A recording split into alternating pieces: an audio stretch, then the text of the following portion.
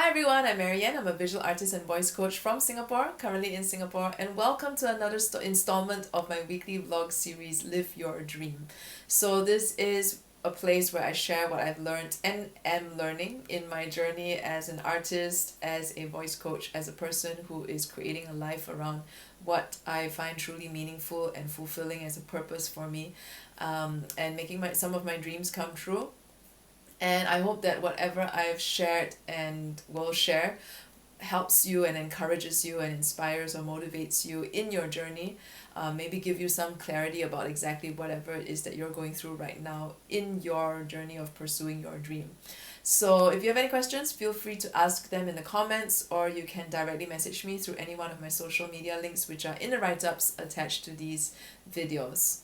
So this week I wanted to share something that I am learning. It may not be very fleshed out yet at this moment, but I felt that it was time to just share something around it. And that is really, I came to an understanding this week of how the only thing that really is standing in my way of my dream is myself.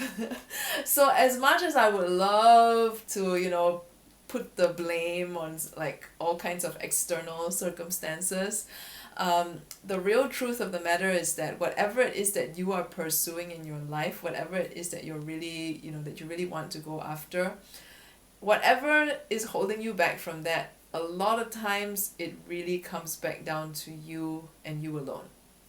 It's like, as much as you may tell yourself, like, I don't have time, I don't have enough money, I don't have enough contacts, or whatever, whatever excuses or reasons you're telling yourself, the question is, how true is that really? And if you were to really venture outside of your comfort zone to go and find out whether these things are true or not, you will discover that the reality of things is actually a lot different from what you imagine them to be, okay? And at least that's what I started to discover for myself, right? So I've been working with a coach on a project, for this entire month, and in a group setting. So there's like 7 of us in this class, and basically over 1 month each of us has our own project, and every week we meet. We have like milestones that we need to hit, and every week we meet with our coach and with each other.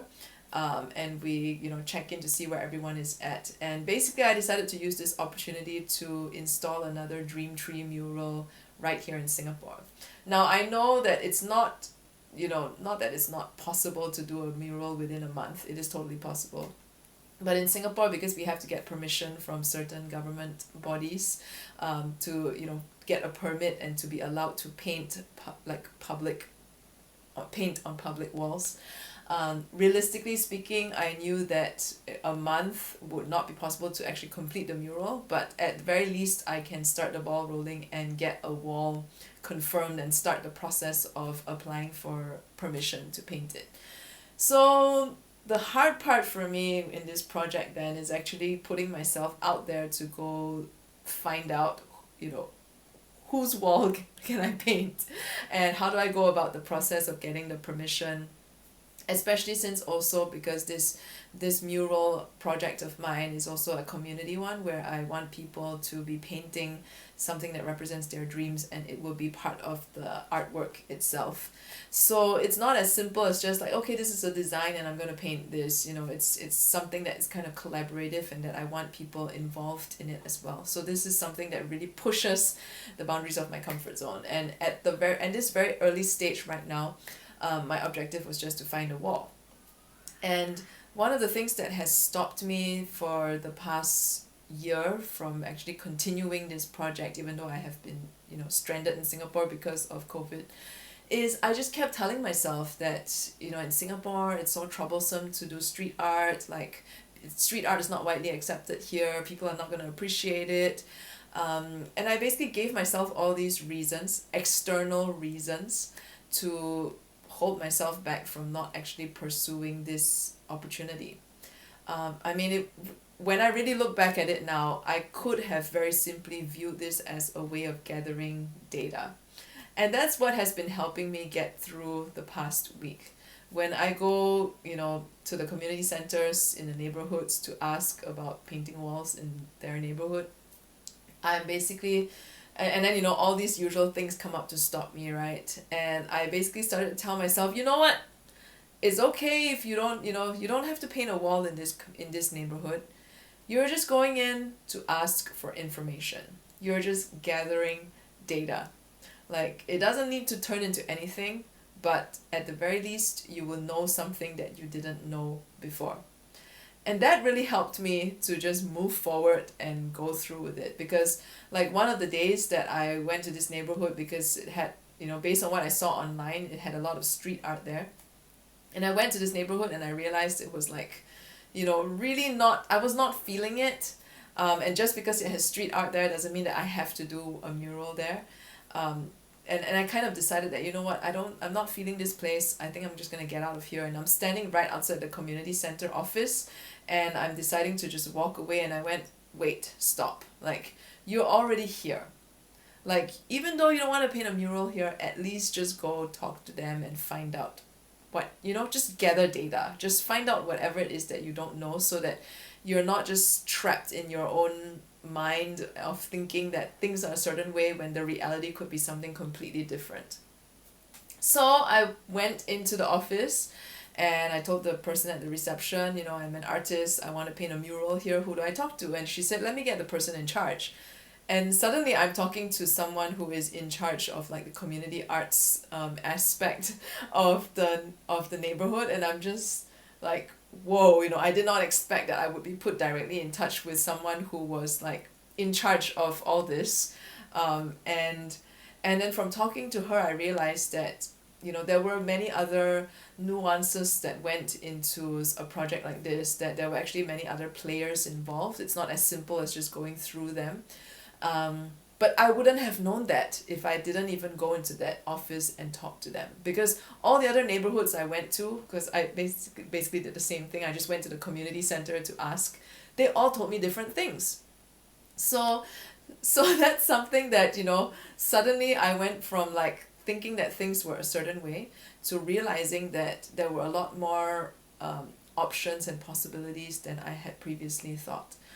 So that's when I realized that really the only thing that is stopping me and holding me back, it's me. That moment when I'm standing outside the office saying that, I'm not gonna paint a mural here. I'm just gonna leave. Like, those were excuses that were actually holding me back from putting myself out there to go and talk to someone, to gather information. And now I have made a new contact.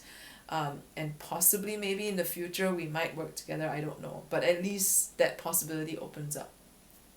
So a lot of times, the things that we want to accomplish with our dreams, we are the only ones that are holding ourselves back. Like, yes, your external circumstances may not be the most favorable.